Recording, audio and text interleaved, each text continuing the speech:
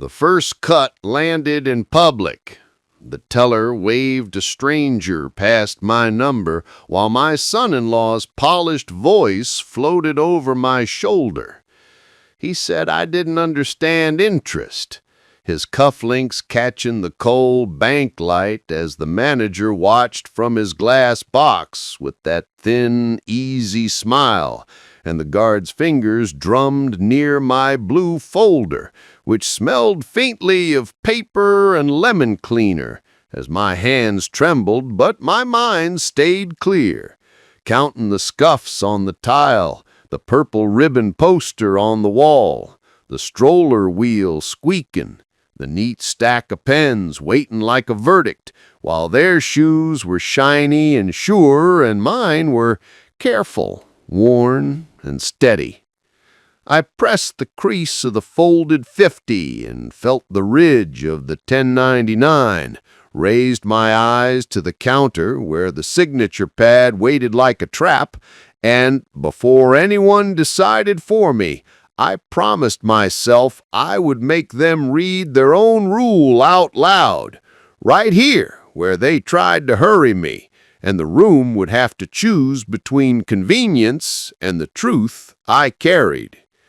Before we continue, please subscribe and check in below. Where are you tuning in?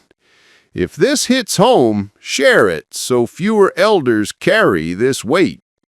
The first sting came fast and in public. I was 2 steps from the counter when the teller waved past me and called the number I knew was after mine. The room had that bank smell, cool air, printer toner, a faint sweetness from someone's coffee that made everything feel clean and distant. My hands trembled, but not my thinking.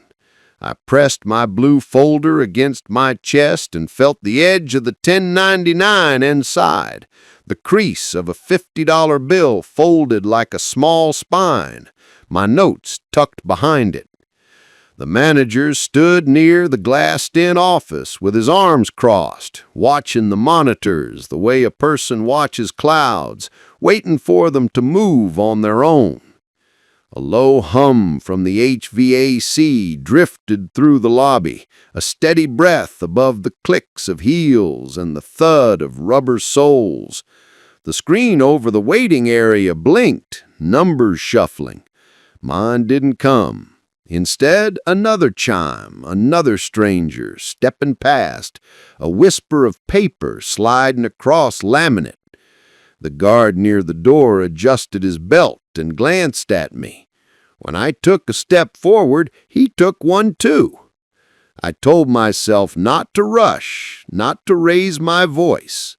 October light came through the front windows in narrow rectangles, falling across the tile like folded letters. You could tell it was fall from the coats, from the dry sound of sleeves rubbing, from a poster on the wall about awareness and respect, lined with a purple ribbon. I had an appointment, but the screen didn't show it. The appointment was printed on a small slip I had at the back of the folder, time-stamped, and if I did this right, the slip would speak louder than I could. The guard cleared his throat and asked if I needed help with my bag. He called it a bag, and I corrected him gently. It was a folder. He nodded once, then asked me to open it. I felt the familiar, careful anger rise, old, quiet, worn smooth like river stone.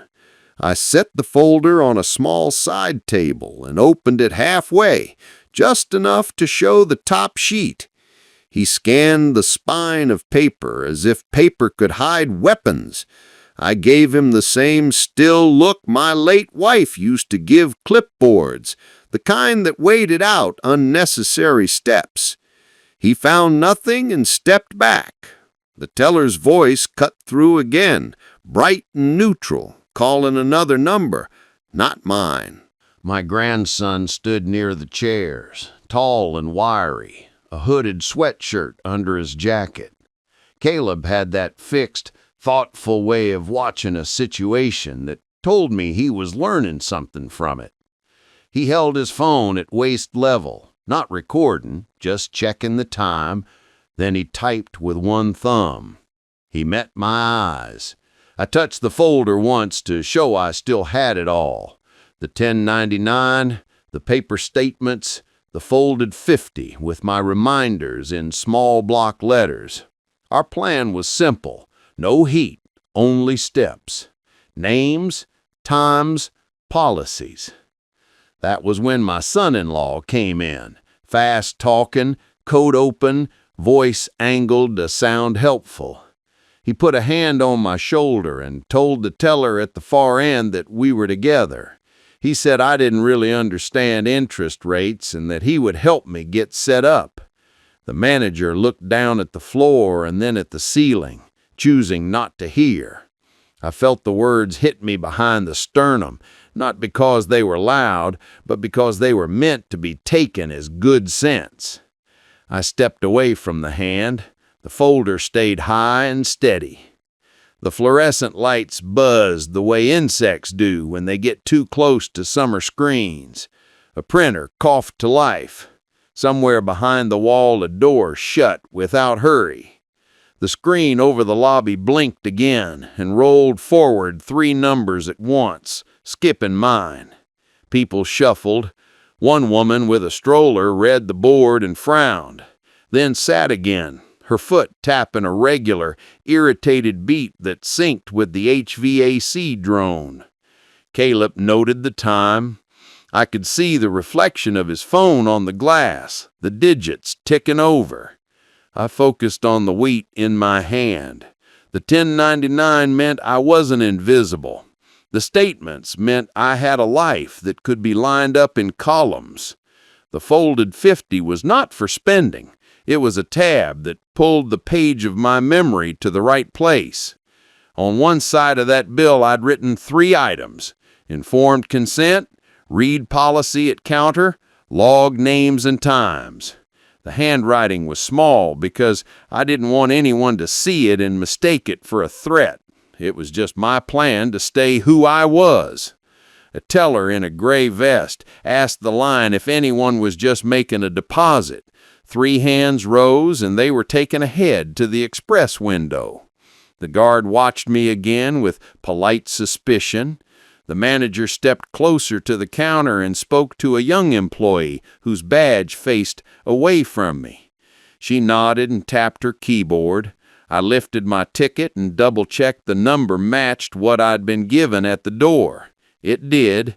The appointment slip in the folder had today's date, this branch, the same time I'd told Caleb when we left the house. He had made sure we were 15 minutes early. We were on time by the bank's clock, too. The bank just didn't want to use it. I tried to breathe in a way that cleared space around the moment.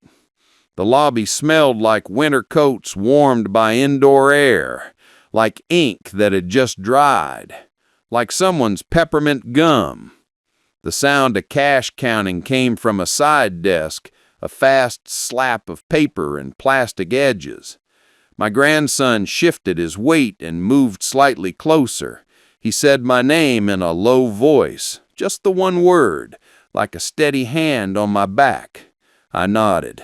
I didn't want to say anything I would have to take back. My son-in-law drifted toward the manager and began to explain how a joint account would make things easier. He used phrases like clean and simple and for safety. He reached for my folder as if to help me carry it. I moved it to my other arm. He smiled with his mouth, not his eyes, and looked at the manager again. The manager recrossed his arms.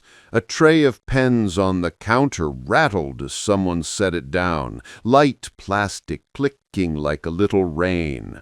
I thought of my wife's voice telling me to keep my feet set and my facts straight.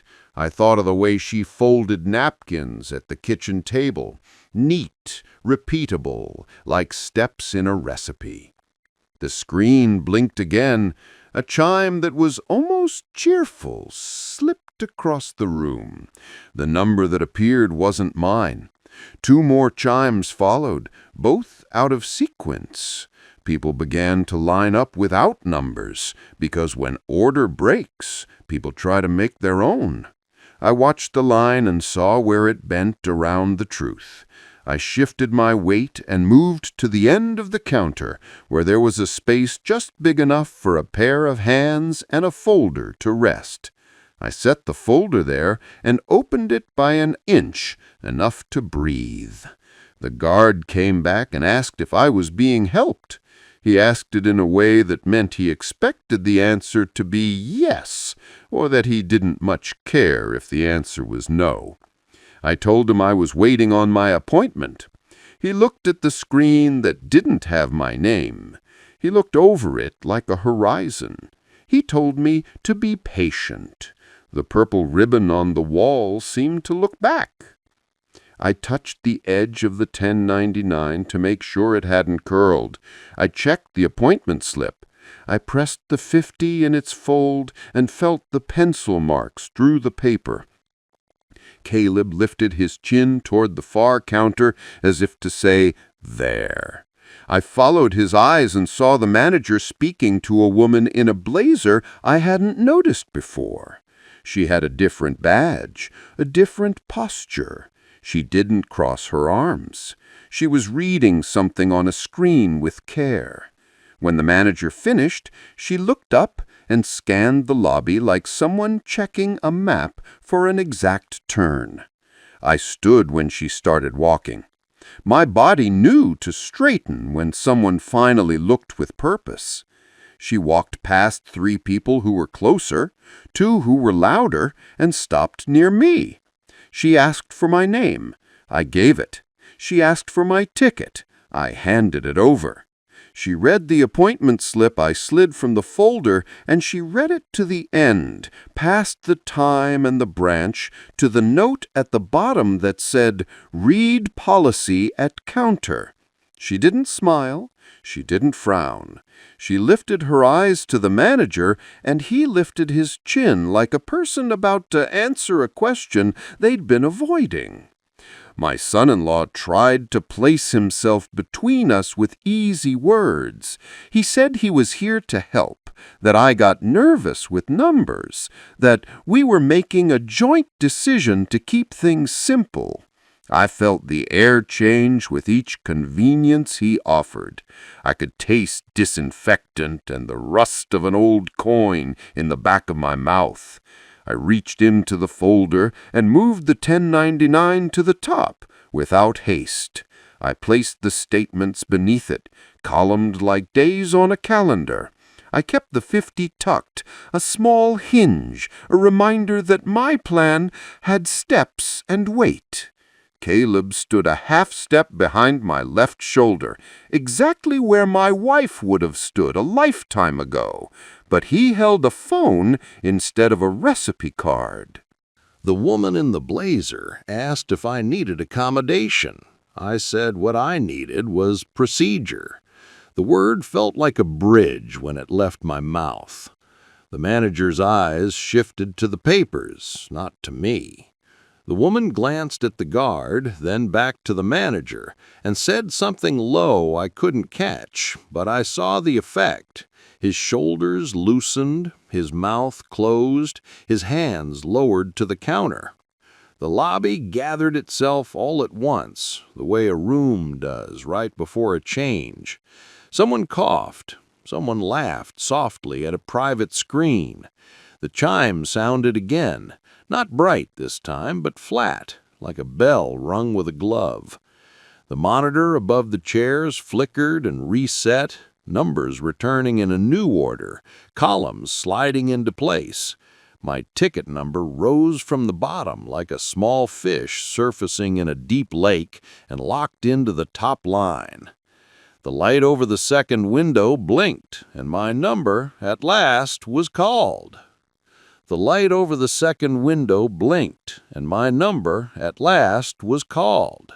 I felt it in my knees before I felt it in my chest, the slight softening that comes when something finally lines up. The counter smelled faintly of plastic and lemon cleaner.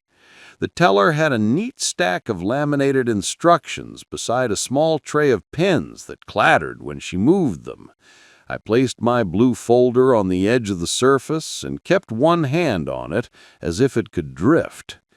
Caleb took the chair behind me, angled so he could see both my shoulder and the screen the teller used. He lowered his hood, set his phone on his knee, and glanced at the lobby clock. I heard the low click as he opened a notes app. He didn't need to say anything. I felt his attention like a hand on my back. The teller started with speed. A paper printed, a drawer opened, a stamp thumped somewhere on the other side of the divider. She slid a small signature pad closer, its cable touching the edge of my folder like a line drawn across a map. She asked if I wanted to add a second person to my account for convenience. She kept her voice smooth and even, and she used the kind of tone people use when they are walking you towards something they expect you to accept. My son-in-law stepped up so close that the heat of his coat brushed my elbow. He answered as if the question were his. He spoke about simplicity and keeping things in order and how rates could be confusing. The words were polite, but they arrived with a direction already baked in. The manager hovered in the background, arms at his sides now, eyes moving slowly between us and the screen above the lobby, like someone listening to two songs at once. I opened the folder an inch and showed the top of the 1099. The paper's edge was crisp. The ink had that slightly oily shine documents get under fluorescent light. Beneath it, the printed statements were creased at the corners where I had folded them to fit the folder's pockets.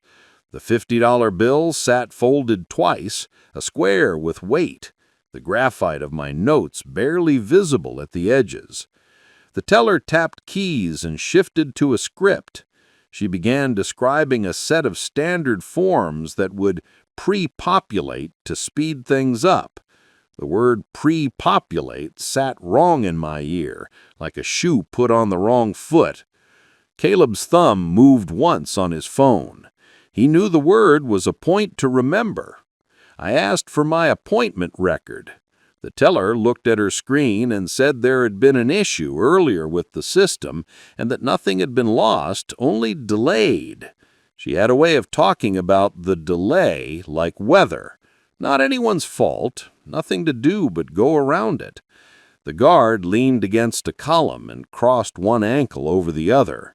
The woman with the stroller bounced her child softly and watched me as if she recognized the meaning of small corrections. I kept my voice level. I said I wanted to understand the steps, one by one. She nodded without meeting my eyes and tapped more keys. A stack of forms came out of the small printer near the wall, cutting and spitting like thin cards.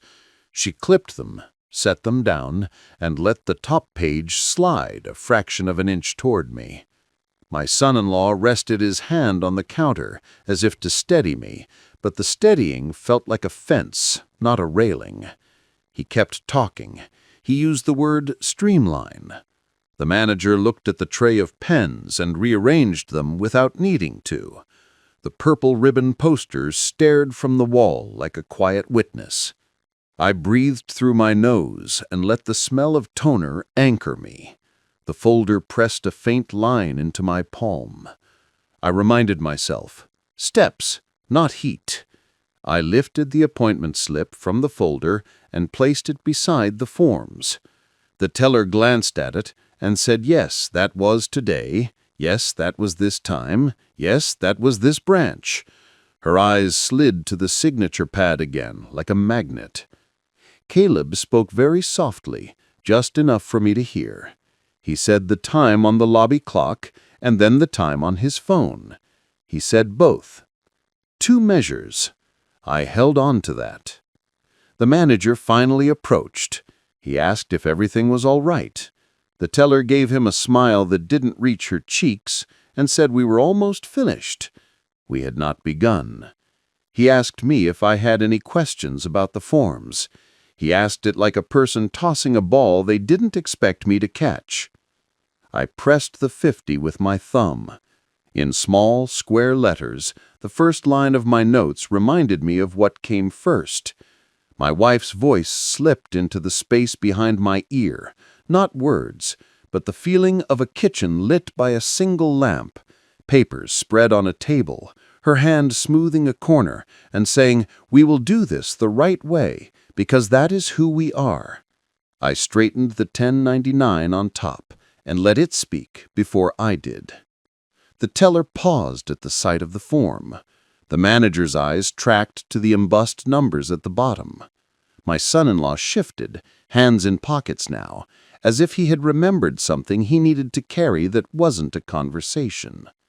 Caleb wrote another note without looking down. Then came the small cuts that add up. The clerk from the next station leaned over and asked for a stapler, interrupting the rhythm on purpose or by habit, making our counter feel more like a hallway than a place of focus. The phone on the back desk rang and rang before anyone answered. The printer coughed out more pages that had nothing to do with me. The lobby chime sounded 3 times in sequence, and each time the number shown skipped forward and then backward, as if the system were second-guessing itself. A woman with a stack of deposit envelopes asked if there was a shorter line for just one question and was waved past. The teller slid the signature pad closer. The cable grazed my wrist. She pointed to a box on the paper and said this part was standard, just acknowledging receipt of disclosures. The word disclosures was too big for the paper it sat on. I kept my hand on the folder and felt the pulse in my thumb. The air tasted faintly metallic, like pennies warming in a palm. Caleb shifted his chair so he could see the small labels at the bottom of the screen the teller used. Row numbers, column headers, tiny language that told you which menu had been opened. He tapped his phone twice. He was writing down the sequence they were using. Steps, not heat. I asked to review the disclosures before any acknowledgement. The teller said of course, and then did not hand them to me. She turned one page, then another, as if looking for something she already knew she wouldn't find. The manager suggested we could get started and circle back. My son-in-law agreed before I could refuse. The guard turned his head toward the door and then back toward us, a pendulum that measured what people were willing to accept. I placed the appointment slip on top of the form and waited. Waiting is not the same as giving up. It is a kind of standing. The corner of the 1099 brushed the slick edge of the counter and made a dry whisper, like a leaf turned over. The folder's blue color felt like a small flag, not a warning, but a claim. The teller finally pushed a packet across and called it the summary. It was not the disclosures. It was a list of features meant to make things easy. The word easy can be a door that swings one way only. I lifted the top sheet and let it fall back. I could feel Caleb's patience steadying the air. The manager refolded his hands and asked again if he could help make this smooth. Smooth was not the point. Clean was not the point. Right was the point. The lanyard around his neck squeaked against his shirt collar when he turned. The sound was tiny and carried farther than it should have. The woman with the stroller sighed in a way that gave me permission to be a person who took up space. I asked what policy governed the step we were about to take. I wanted the name of it, the number, the place it lived on their system.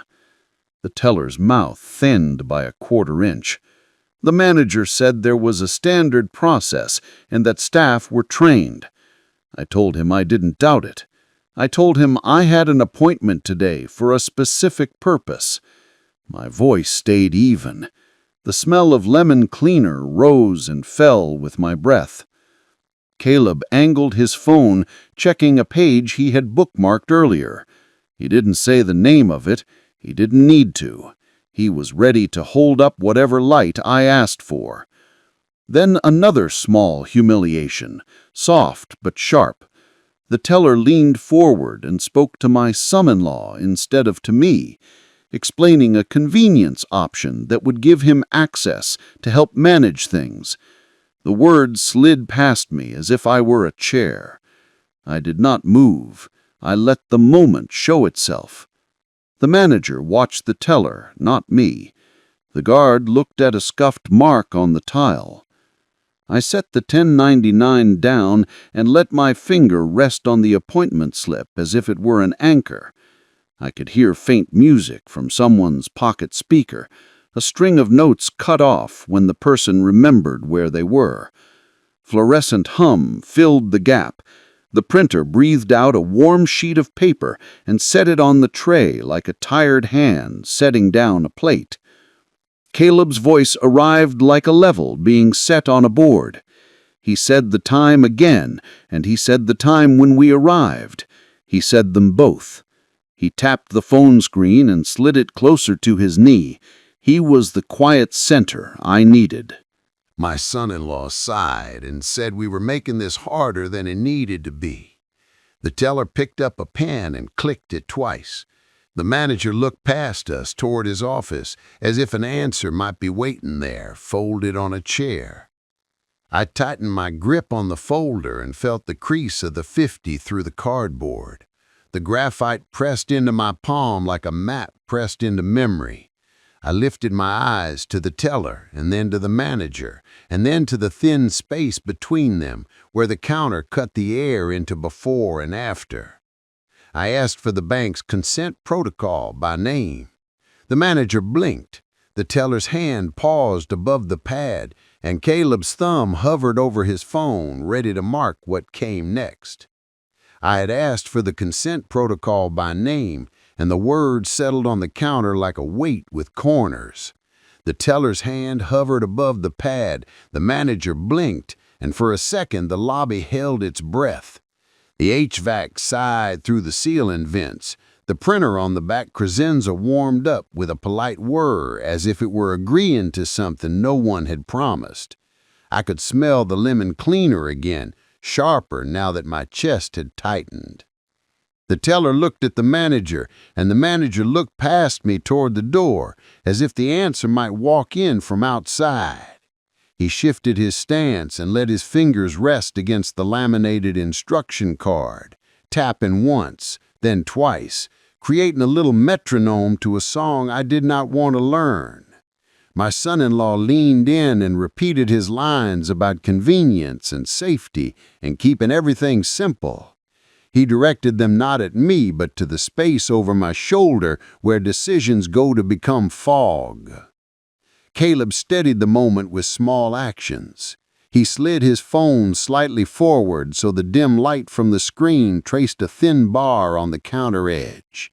He unscrewed the cap on a pocket bottle of water, set it near my elbow, and how he did that without crowding me felt like a kind of grace.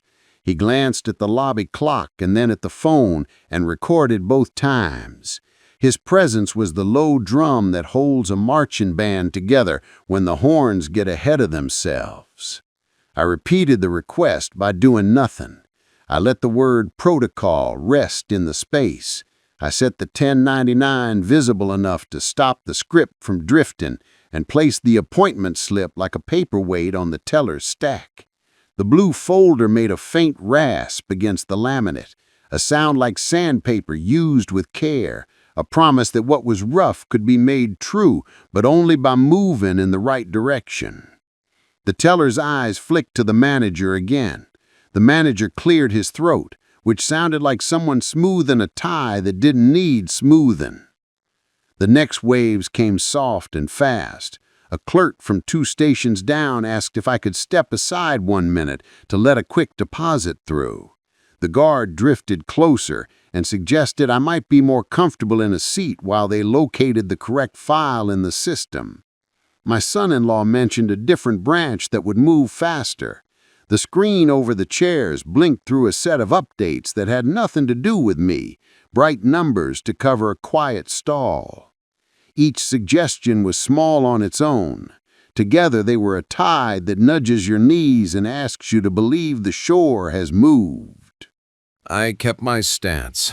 The folder warmed in my hand. I pressed the 50 in its fold and felt the graphite of my notes like a faint ridge. Informed consent. Read policy at counter. Log names and times. The plan kept my pulse from scattering. My wife used to say the right steps are a way to carry yourself when rooms want to carry you away. I let the memory form one clean line in my mind and placed that line across the counter between me and the machine that wanted to hurry what shouldn't be hurried. The teller typed in a field I could not see. The screen reflected in the glass partition showed only a wash of blue-white with darker tabs like thin clouds. The manager shifted again and said there was a resource binder. Binders sounded reassuring and vague at the same time. He sent a runner toward the back. The runner walked with the bounce of someone used to finding paper. I watched the runner disappear behind a door marked with a small plaque that meant office, but also meant not for you. The lobby pressed in around the pause. The woman with the stroller pushed the stroller back and forth in a motion so gentle it was almost nothing. A man rubbed his temples and stared at a withdrawal slip as if it had spoken to him in a language he used to know. The guard crossed and uncrossed his arms.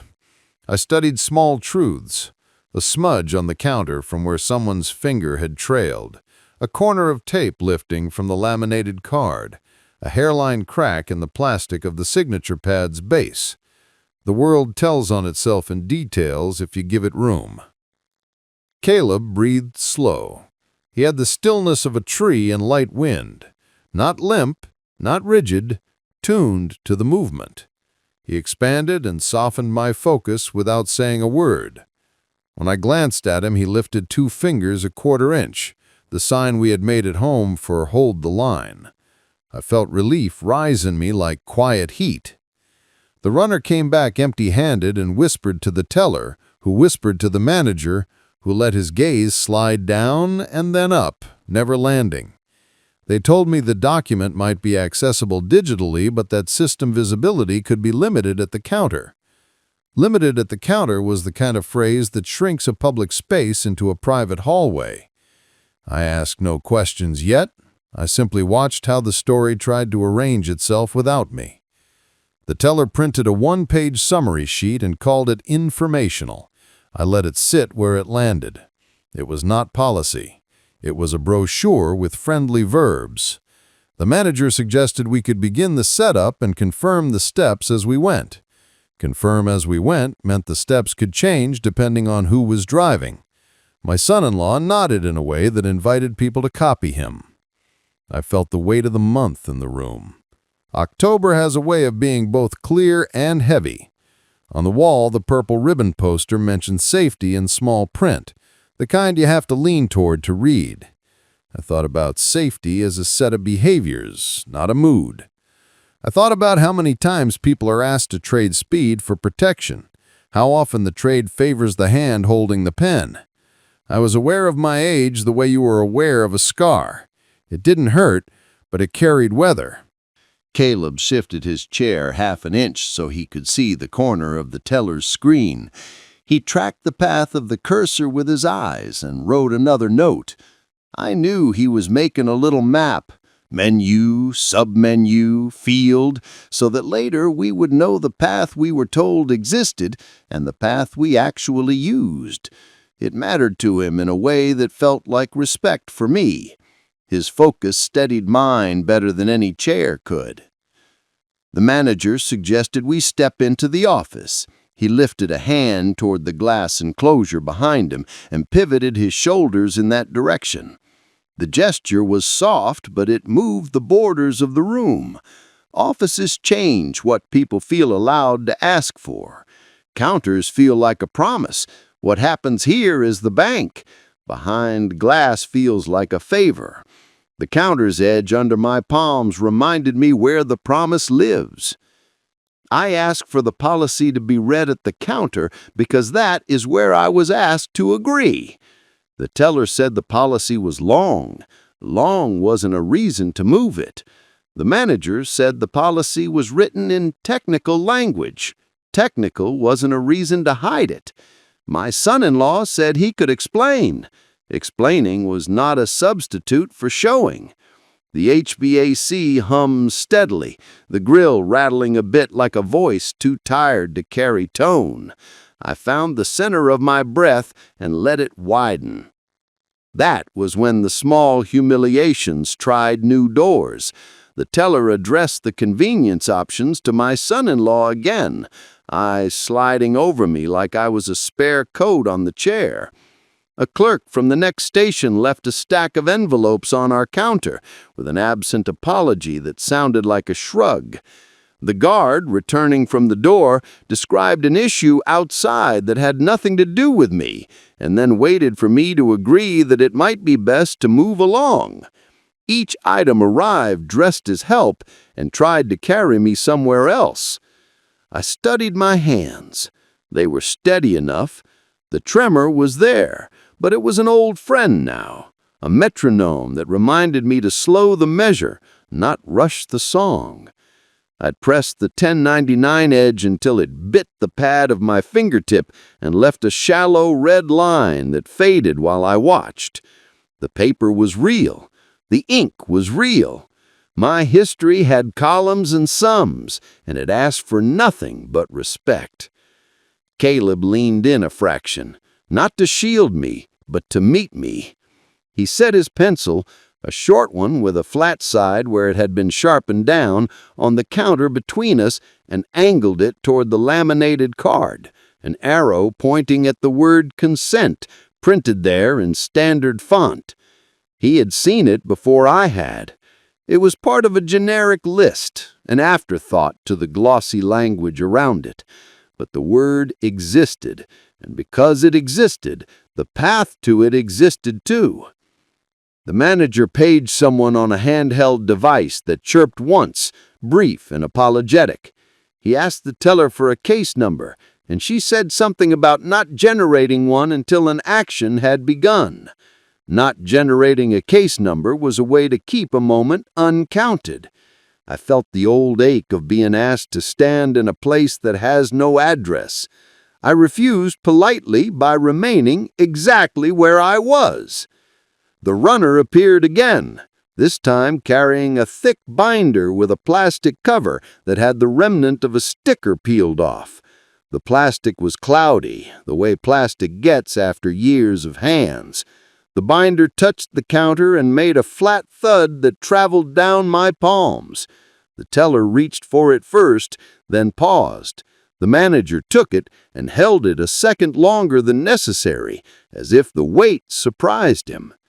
Caleb exhaled once, quiet and complete. The sound was not relief. It was a reset. I let it settle into me. The binder meant the document was not a rumor.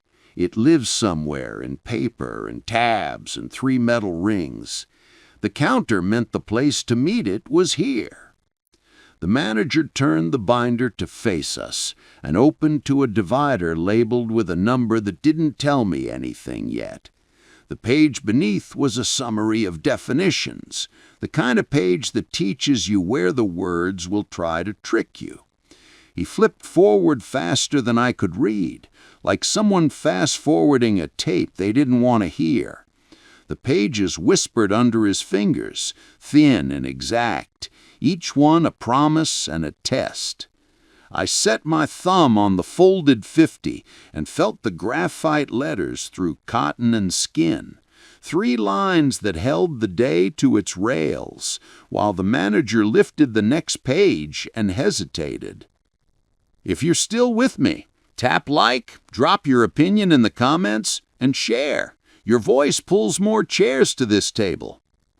The manager hesitated with the binder open, and the air around the counter felt thinner, like the room had leaned forward. The plastic cover smelled faintly of dust and hand soap. Paper edges breathed against each other as he settled on a section with a tab that had been pulled many times. I kept my hand on the blue folder and let the weight of the 50 steady my pulse.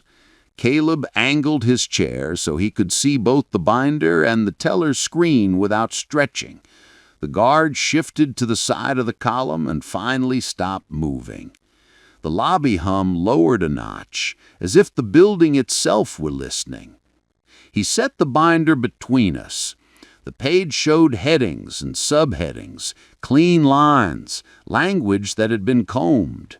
My plan had asked for this spot, policy, at the counter, in the open. The manager adjusted the page with his fingertips until the paragraph squared to the edge, a small act that told me he knew how much the alignment mattered now. He began with definitions, the scaffolding that decides what counts as consent and what counts as record. The words were formal, but the bones were plain. Authorization is not assumption. Clarity is not speed. I watched the teller. Her shoulders eased by a fraction, and her pen stopped clicking. She slid the informational sheet to the side and brought a blank log form forward, the kind with lines for names, times, and notes. She printed a header label and pressed it to the top margin. The sound of adhesive lifting from backing carried more than it should have. It was the sound of a moment being given a place to live. Caleb logged the time on his phone and laid his pencil flat again, the point toward the margin of the binder, as if he were marking the exact seam the day had turned on. The manager continued into the section on capacity and coercion, simple words tied to careful tests. No rush, no outside pressure, no assumption by proximity. He traced a finger down to a line about reading disclosures before acknowledgement. The counter under my palms felt warmer. The poster with the purple ribbon watched from the wall and no longer felt like decoration. It felt like a promise the room was finally willing to keep. I opened the folder 2 inches and brought the 1099 forward. I placed the statements under both, like foundation. The order of the papers matched the order of my notes on the folded 50. I did not need to say the lines. The lines were in my fingertips. The manager read the paragraph naming the consent form by type and location in the system. The teller tapped a sequence and found the screen that matched it. A narrow menu opened along the right side, and the field title on the screen echoed the heading in the binder. Caleb's breath released, slow and even, and that sound told me we were on the track my wife would have recognized. I felt the smaller stories begin to close themselves. The guard remained where he was and stopped asking if I wanted to move. The woman with the stroller relaxed her foot and let the wheel rest. The chime over the lobby paused and returned to a steady, patient rhythm. The clerk, who had been borrowing staplers, looked over once and then returned to her station. Even my son-in-law took a half-step back, the kind that happens when a room chooses its own center and asks everyone to respect it. The manager moved to the section on documentation practices. He set the binder's spine against the counter and flattened the page with a palm. The teller began to write in the log form. My name, the ticket number, the start time of the encounter at the window, the reference to the policy section now open. The pen made a soft, steady sound like rain on cardboard. Caleb noted the same times, and I could see in the reflection that he marked the teller's exact sequence of screens, a small map of the route taken to reach the field where consent must be recorded. I asked for nothing more than each next step. The request lived in the way I breathed and the way I kept my elbows planted. I felt my wife's kitchen table under my palms, even though this was laminate and public and bright. The rule did not feel like a weapon. It felt like a handrail. I watched the manager approach the part of the policy that describes joint accounts and the specific line requiring explicit, documented consent of each party before any change. The line was not a new idea. It was a door we had finally found the key to. The teller printed the proper disclosure packet, not the brochure. The paper came out warm and carried the smell of ink and heat. She stacked the pages and squared the corners. She placed it between us, not to one side. Caleb wrote the name of the packet as it appeared at the top, and the code in small print at the bottom. He did not have to lift his chin for me to feel the steadiness of his approval. The work was not to win. The work was to let the room become honest. The manager called for a supervisor to witness the reading. His voice sounded different now, less like a hallway and more like a room with doors open on both ends. The supervisor arrived without the stiff rush of authority. He had a small notebook already open in his hand. He took in the binder, the packet, the log sheet, the appointment slip.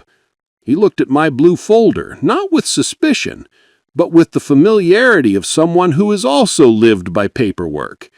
He took a spot at the edge of the counter where he could see the screen and the binder at once. We began the slow work of reading.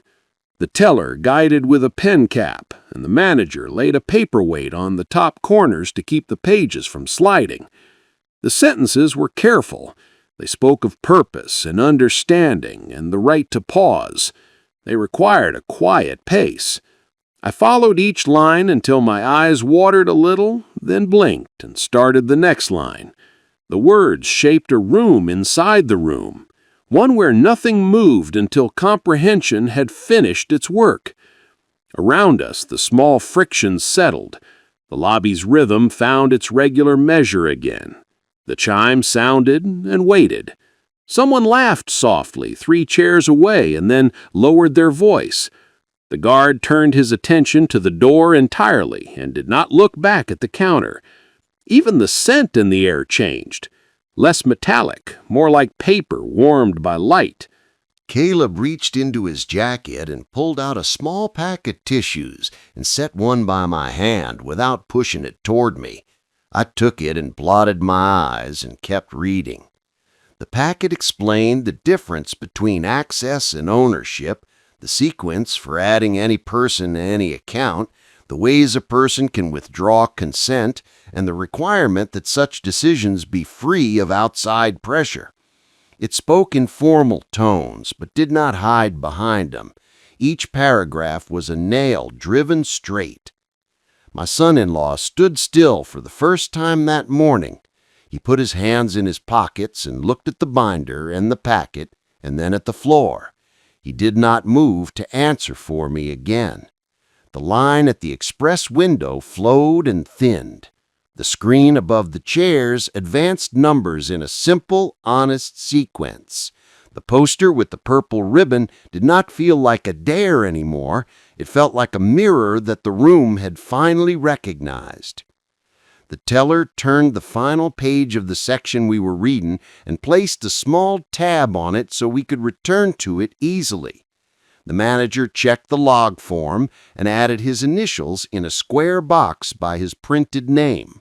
The supervisor wrote a brief note in his notebook and left the space after his last word open, as if reserving room for the moment we had not yet reached. He asked for a document scanner, and the runner brought it. The soft whir of the scanner made a sound like a long breath taken and released. I lifted the 1099 and the appointment slip and placed them in the order the policy would recognize: identity and purpose, time and place. The teller captured the images and verified that the scans were legible. Caleb watched the thumbnails appear on the screen and wrote down the file names the system generated. He would remember them later because he cared about how names help you find your way back to where you started.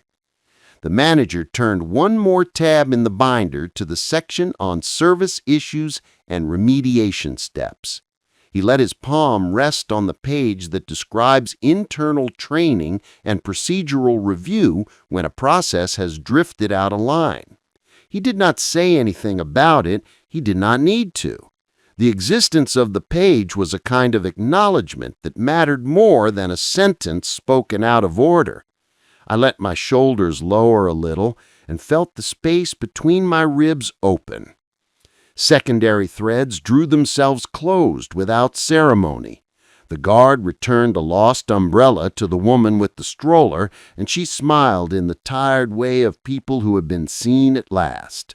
The clerk who had scattered her envelopes retrieved them and left a note for herself on a sticky flag. The teller arranged the pens in the tray without anxiety. The runner put the stapler back where it belonged. I kept my hand on the folder and traced the ridge of the folded 50 through the cardboard. The graphite of my notes had not smeared. The 3 lines still lived there, small and insistent. Informed consent. Read policy at counter. Log names and times. We had not finished the work. We had reached the place where work becomes possible. I breathed in the smell of warmed paper and lemon cleaner and a hint of rain someone had brought in on their coat. The room had stopped pushing. It had started to hold. We paused at the counter with the packet open, the binder tabbed, the log neat, the scanner quiet. The supervisor tapped the edge of his notebook once and waited. I rested my palm on the blue cover and felt the day align like a spine straightened by careful hands. The next steps were clear without being rushed. The path in front of me was not a threat. It was a hallway lit by plain bulbs, steady and fair, and for the first time since I walked in, I felt the room agree to walk it with me. The counter became a table where truth could stand up. The binder lay open, the packet spread between us, the log neat and waiting. The supervisor asked the teller to begin, and she read the first section slowly, pausing after each paragraph. Purpose, understanding, voluntary agreement. She read the line about no change to ownership without explicit authorization from each named person, and the words settled in the glass, in the tile, in my chest. The manager watched her mouth form the sentences. He did not stop her. He did not hurry her. He let the rules do what they were written to do. I asked for the line to be read again. It was not a challenge. It was confirmation.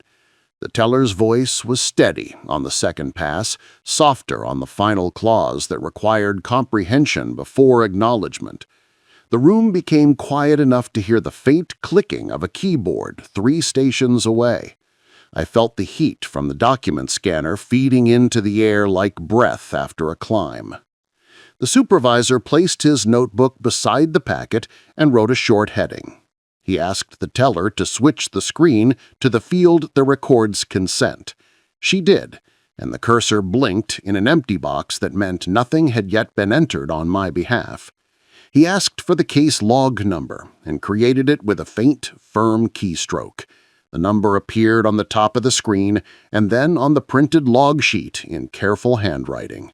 The moment had an address now. I set the 1099 at the top of the stack and the appointment slip just to the right. I slid the statements an inch forward. The edges whispered against each other. I could smell the paper, a warm, dry scent that took me back to kitchen tables and balanced checkbooks, and a woman I loved, marking lines with a ruler. I lifted the folded 50 and read my 3 reminders without looking at the words. They were in my bones. I tucked the bill back in place.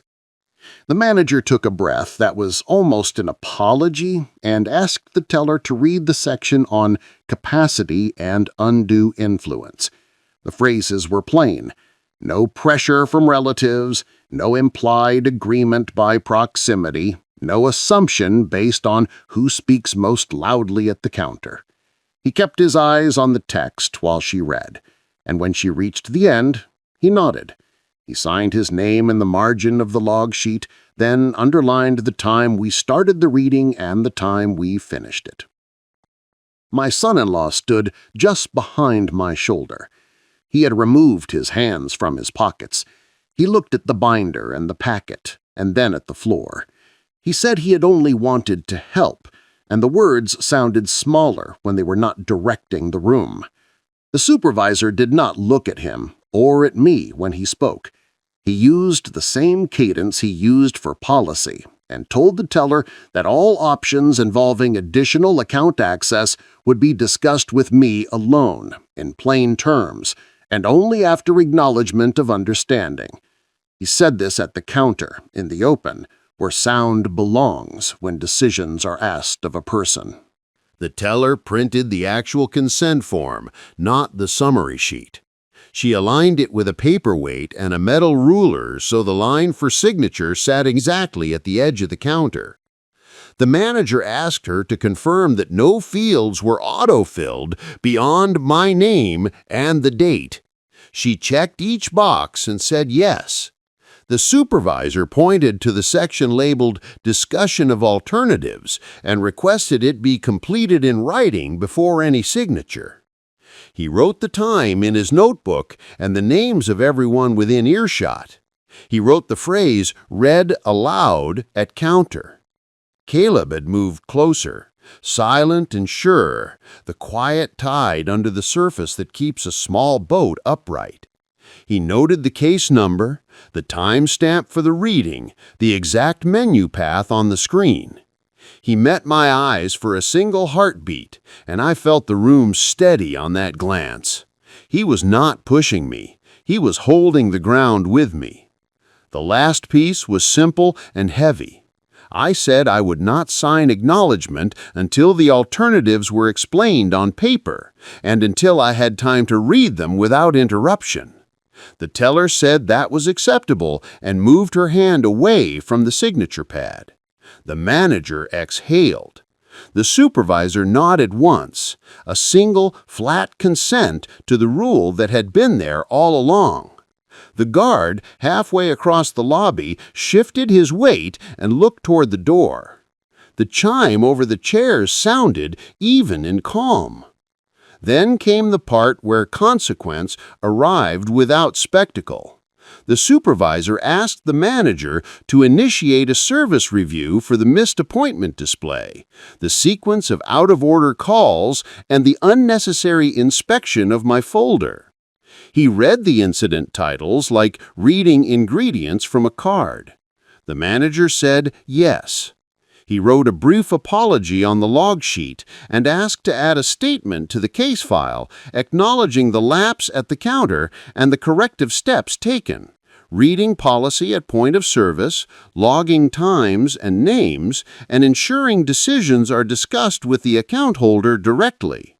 His voice changed shape as he spoke, losing the hollow it had carried all morning. The teller apologized for addressing questions about my account to anyone other than me. She did not perform sorrow. She made a correction. She turned the monitor slightly so I could see the fields when she typed. She checked the box that indicated documents were read aloud at my request. She added a note describing the review of alternatives to joint access and the requirement that any future changes be initiated by me with written verification. She wrote in complete sentences. She read them back slowly. They belonged to the same language as the binder. The guard approached and said he should not have asked me to open my folder at the start without a clear and articulated reason. He said it without heat and without a script. He kept his hands visible. He looked at the supervisor when he said he understood the difference between checking on someone and checking someone. The supervisor wrote a similar line, addressed with staff, training to follow. My son-in-law did not try to insert himself again. He looked at me and then down. The silence between us had weight, but it did not crush. It simply sat in its chair and waited for days that would belong to family and kitchen tables and the slow work of trust. Necessary distance is its own kind of care when spoken plainly. The supervisor closed his notebook. He asked if I wanted a printed copy of the policy sections read. I said yes. The printer warmed and sent out pages that curled slightly at the edges, the way paper does when it holds something that mattered. The teller stamped the case number at the top of each page. The manager placed them in a clear sleeve. He set them on the counter and did not slide them toward anyone but me. He said my name and said the word sorry once without decoration. He added that the branch would schedule a team training specific to consent, capacity, and counter procedure, and he wrote the training topic on his own task list in ink that would not fade by lunch. The lobby sounded like itself again. The express window opened and closed with a rhythm that matched the chime overhead. The woman with the stroller smiled at me the way people smile when a room remembers how to be fair. Caleb capped his pencil and slid it into his pocket like a small tool washed and put away. I placed the policy pages inside my blue folder, then the 1099, then the appointment slip, then the statements. I pressed the folded 50 between them last, not to spend, but to hold my small list in place so it would not slide behind warmer moments. I asked that the case log include a line noting that policy had been read at the counter and that alternatives had been documented in writing with no immediate signature required. The supervisor entered the line and printed a receipt of the entry. The teller initialed the log. The manager signed. My hands were steady enough to hold a pen, but all I needed to do was take what was mine, the record, the pages, the address for this moment in the system. I stood. The smell of paper and lemon cleaner mixed with a draft of cool air from the door opening. October light fell across the tile, thin and silver, and I stepped into it without hurry. My grandson matched my pace perfectly. The binder remained on the counter, tabbed to the truth we had needed. The counter remained a counter, not a back room, not a hallway. It mattered that the reading happened where the asking had happened. At the threshold, I felt the tremor in my hand ease as if a string had been untied. I did not feel triumphant. I felt restored. The room had not become kinder. It had become accurate. That was enough.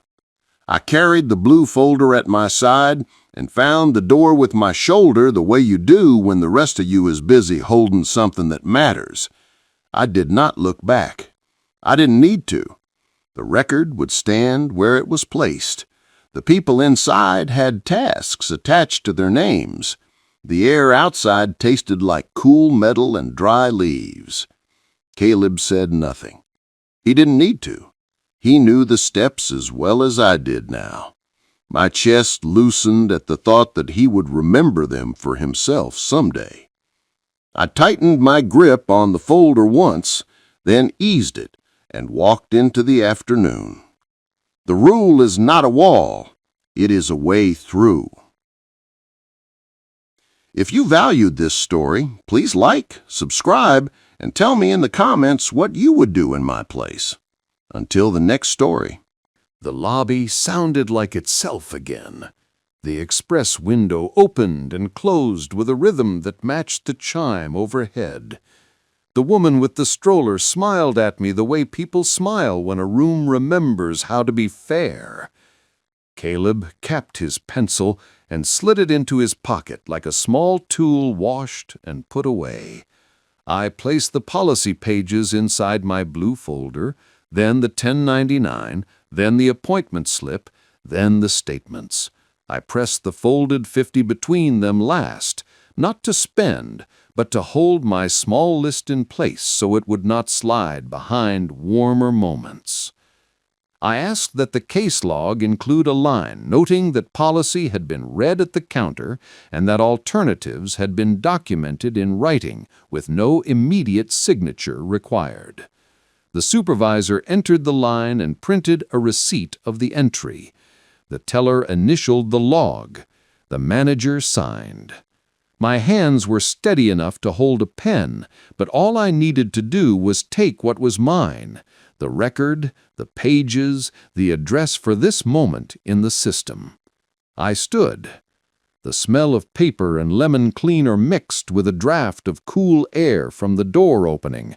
October light fell across the tile, thin and silver, and I stepped into it without hurry. My grandson matched my pace perfectly. The binder remained on the counter, tabbed to the truth we had needed. The counter remained a counter, not a back room, not a hallway. It mattered that the reading happened where the asking had happened. At the threshold, I felt the tremor in my hand ease as if a string had been untied. I did not feel triumphant. I felt restored. The room had not become kinder, it had become accurate. That was enough. I carried the blue folder at my side and found the door with my shoulder the way you do when the rest of you is busy holding something that matters. I did not look back. I didn't need to. The record would stand where it was placed. The people inside had tasks attached to their names. The air outside tasted like cool metal and dry leaves. Caleb said nothing. He didn't need to. He knew the steps as well as I did now. My chest loosened at the thought that he would remember them for himself someday. I tightened my grip on the folder once, then eased it and walked into the afternoon. The rule is not a wall, it is a way through. If you valued this story, please like, subscribe, and tell me in the comments what you would do in my place. Until the next story.